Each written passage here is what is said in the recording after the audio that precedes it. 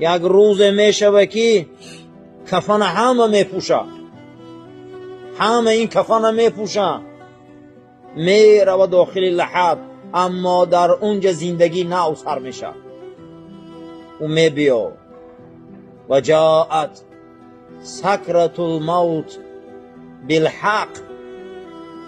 فرا رسید اکنون آن سکرات، تلخی ها و شیرینی های مردن. شما از اون نار کناره میرفته و میگریخته، اکنون فرا رسید.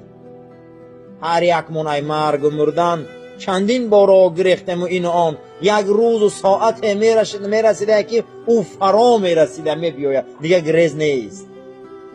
هر یک فرزند آدم ده میبیا.